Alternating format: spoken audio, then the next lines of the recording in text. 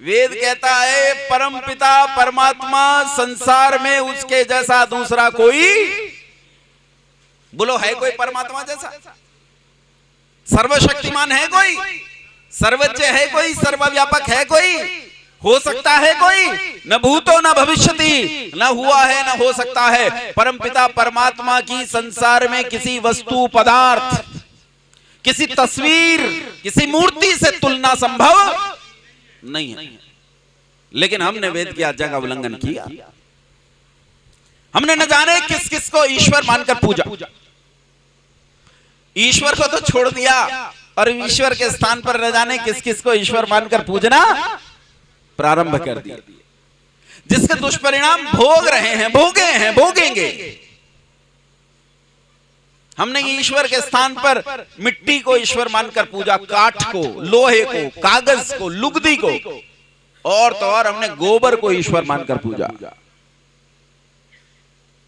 आंखें नहीं खुली, बात समझ में नहीं आई कि ईश्वर सर्वज्ञ निराकार चेतन सत्ता है, सर्वशक्तिमान निराकार चेतन सत्ता है, सर्वव्यापक निराकार चेतन सत्ता है। परमात्मा जड़ नहीं है, चेतन है, चेतन। और इसका परिणाम यह निकला कि हमने ऐसी चीजों में श्रद्धा कर ली जिन चीजों से ना हमें प्रेरणा मिल सकती, ना हमारी प्रार्थनाएं सफल हो सकती थी। एक माताजी रास्ते में जा रही थी, पर्स खुला हुआ था उनका। मैंने कहा माताजी तुम्हारा पर्स खुला हुआ है, कोई पैसा निकाल लेगा। माताजी बोली बेटा ये तो मैंने खोल रखा है। मैंने कहा माताजी लेकिन क्यों खोल रखा है? बोली इसमें लड्डू गोपाल है, बंद कर लूंगी तो घुट जाएगा। जो सारे संसार को सांस देता है, प्राण का भी प्राण है, भू। गायत्री मंत्र पढ़ते ना, ओम भूर भुवः स्वः भू, जो प्राण का भी प्राण है, जिसके कारण ये प्राण संचालित होता है, वो परमपिता परमात्मा घुटकर मर जाएगा। जारी तेरा नाश। तू परमात्मा का ही नाश कर देगी, तू परमात्मा को ही घोट के मार देगी। क्या स्थिति बना ली। और उसका परिणाम यह निकला कि हम अपनी बुद्धि खो बैठे।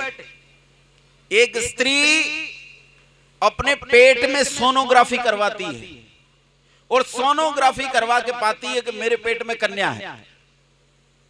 अच्छा बताओ, कन्या की हत्या कौन करवाता? पिता करवाता है कि मां करवाती है? बोलो।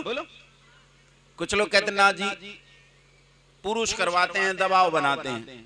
ईमानदारी से बताओ, अगर मां ठान ले कि मेरे पुत्र को कोई नहीं मार सकता तो मार देगा? बोलो मार देगा।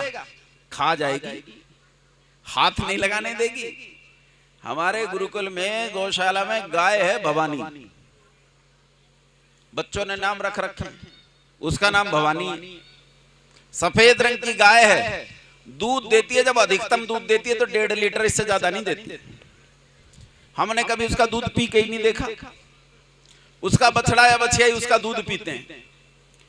और अहंकार इतना है उसे कि अपने पास किसी को नहीं आने देती, और कहीं उसके बछड़े को, उसकी बछिया को कोई हाथ लगा दे तो वो पूरी गौशाला को बर्बाद कर देगी, लेकिन अपने बछड़े बछिया को हाथ लगाने, एक पशु अपने बच्चे को हाथ लगाने नहीं देता, तो मनुष्य अगर ठान ले तो क्या उसके बच्चे को कोई मार सकता है? वो जो कोख में बच्ची मारी जाती है, बोलो उसे कौन मारती है? पुरुष के स्त्री? स्त्रियां मारती है। वो जो पेट के अंदर कैंची डाल के मारती है, वो डॉक्टर नहीं होता। कौन होती है वो डॉक्टर नहीं होती है। और मरवाने वाली वो मां होती। दोनों स्त्रियां। पेट के अंदर बच्ची को मार डाला। अच्छा कैसे मारी जाती है बच्ची, तुम्हें पता है? तुम्हें पता नहीं है कैसे? देखो पेट में जो बच्चा होता है वो कैसे होता है, मैं तुम्हें बताता हूं। ऐसे होता है, ये सिर है, ये पांव है, यूं तिरछा पड़ा रहता है।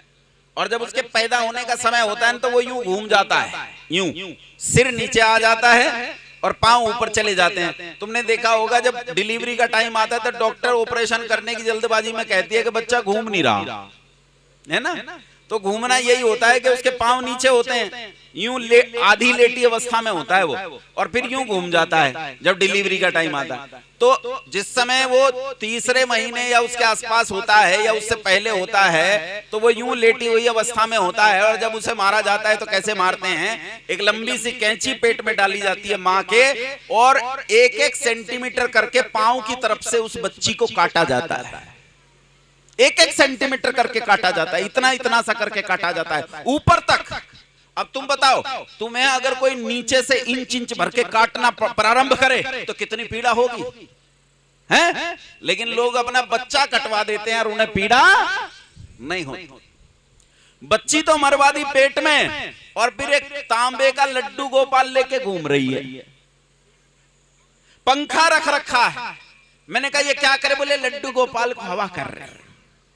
सुबह नाश्ता करवाती है, दोपहर में भोजन करवाती है, रात में भोजन करवाती है, घुमाने लेकर जाती है। अरे जो हाड़ मांस की थी, जिसमें जीवन था, जिसमें पीड़ा थी, जिसमें हंसी थी, जिसमें खुशी थी, जिसमें प्रसन्नता थी, जिसमें चेतना थी, उसके तो टुकड़े टुकड़े करवा दिए।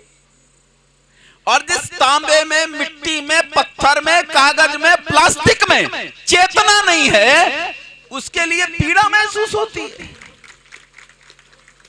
ईश्वर कहता है वेद में, न तस्य प्रतिमा अस्ति यस्य नाम महद्यशा, उस परमपिता परमात्मा की कोई मूर्ति, कोई तुलना संभव नहीं। परमात्मा चेतन है, सर्वज्ञ निराकार चेतन सत्ता। लेकिन हमने ईश्वर को छोड़ ही दिया और भूल ही गए कि ईश्वर क्या है। और उसका परिणाम ये निकला कि हमने चेतना को छोड़कर जड़ को ग्रहण कर लिया।